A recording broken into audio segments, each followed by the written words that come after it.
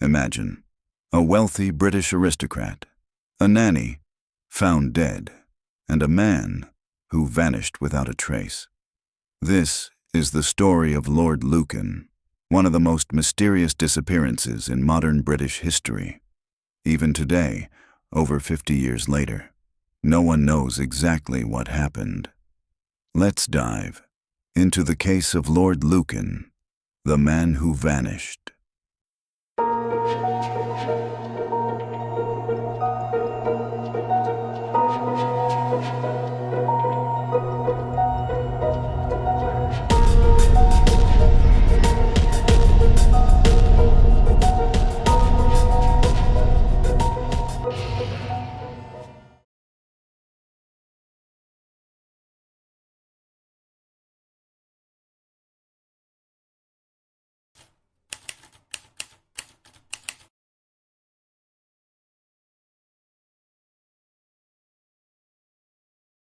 Lord Richard John Bingham, the 7th Earl of Lucan, was born on the 18th of December, 1934.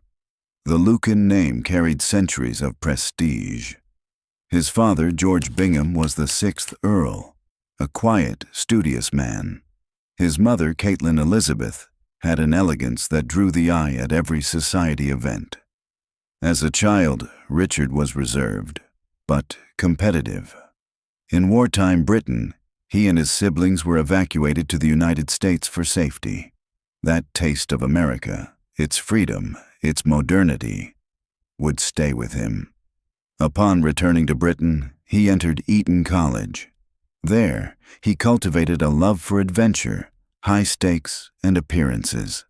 Classmates described him as confident, charming, and just a touch arrogant. After a brief military service with the Coldstream Guards, Lucan discovered his true passion: gambling. At the Claremont Club in Mayfair, a den of aristocrats and socialites, he earned a reputation as one of the best backgammon and bridge players in the city.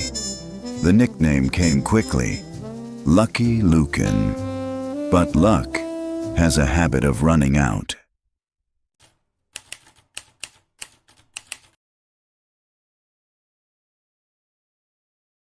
In 1963, Lucan married Veronica Duncan. At first, they were the perfect couple. They lived in a grand townhouse at 46 Lower Belgrave Street. They had 3 children. They attended society dinners, horse races, and charity galas. But beneath the polished surface, tension grew. Lucan's gambling became more frequent, and his losses larger. Veronica suffered from postnatal depression after the birth of their youngest child, Camilla. Arguments escalated. By 1972, their marriage collapsed. The court sided with Veronica. She retained custody of the children, and Lucan was allowed only limited visitation. Worse still for Lucan, he was ordered to pay large sums in child support. Friends noticed a change. He grew bitter, paranoid, and obsessed with regaining his children.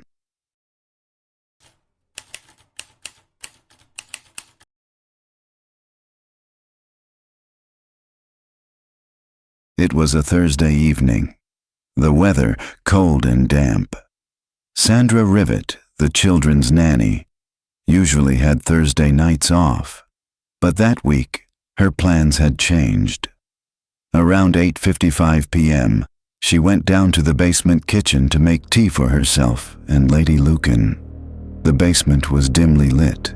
It's believed someone waited there, in the shadows.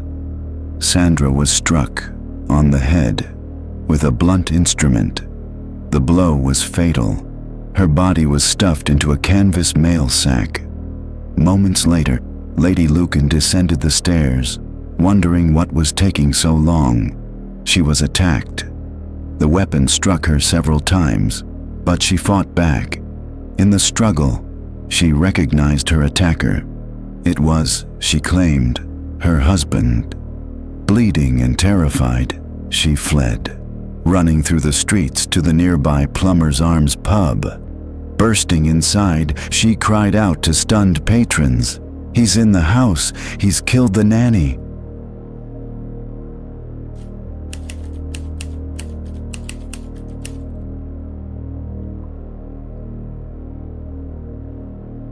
By the time police arrived at 46 Lower Belgrave Street, Lord Lucan was gone. The children were found unharmed, sleeping upstairs. Later that night, Lucan phoned his mother, asking her to collect the children from the house, telling her there had been a terrible catastrophe. The next day, his Ford Corsair was discovered in New Haven, East Sussex. Inside, bloodstains and a length of lead pipe wrapped in surgical tape, similar to the murder weapon found at the house.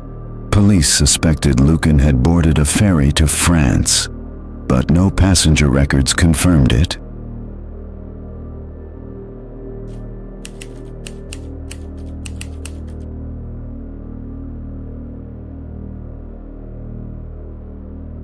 Detectives interviewed dozens of people, family members, gambling associates, club acquaintances. Some were cooperative. Many were not. Rumors swirled that certain wealthy friends were protecting Lucan, moving him between safe houses. Veronica gave a formal statement from her hospital bed, naming her husband as the killer. Forensic evidence linked the blood in the house and in the car to both Sandra Rivet and Veronica Lucan. Fibers from the canvas sack matched fibers found in the basement, and yet there was no trace of Lucan himself.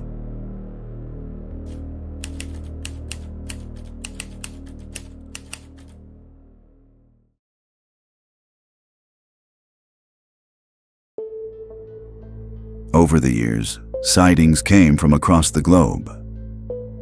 1975, Mozambique. A British businessman claimed to have shared drinks with Lucan at a colonial club. 1980s, Australia. Reports surfaced of a man living under an assumed name, resembling Lucan. 90s, Goa, India.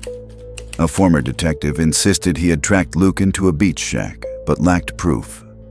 Each time, the lead went cold. Three main theories dominate the conversation even today: flight and reinvention. Lucan fled abroad, aided by friends, and lived quietly under a false identity. Suicide at sea.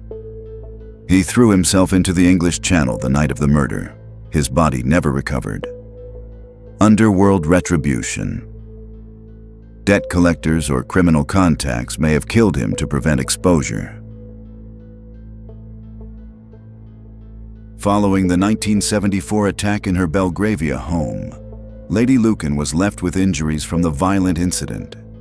Lord Lucan's disappearance left her in a state of uncertainty and subject to immense public and media scrutiny as she dealt with the traumatic event's aftermath. Lady Lucan's life became the subject of widespread fascination and press attention. In the years following the attack, she faced complex legal battles, primarily around the custody of her 3 children and her financial security.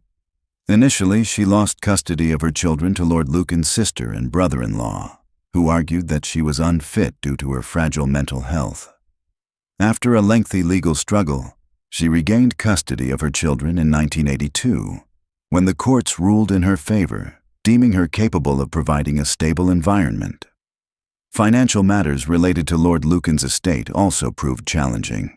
Lord Lucan's status remained legally unresolved for decades due to his disappearance, which prevented Lady Lucan from receiving any widow's inheritance or estate benefits. It wasn't until 1999, 25 years after his disappearance, that Lord Lucan was formally declared dead, which allowed for some financial resolution. However, the years of legal restrictions contributed to her reported financial difficulties in later life. The ongoing media interest and legal proceedings placed her under continuous public scrutiny, making it difficult for her to move beyond the traumatic events of 1974. On the 26th of September 2017, Veronica Mary Bingham, Countess of Lucan, passed away. forever wondering what might have actually happened to her estranged husband.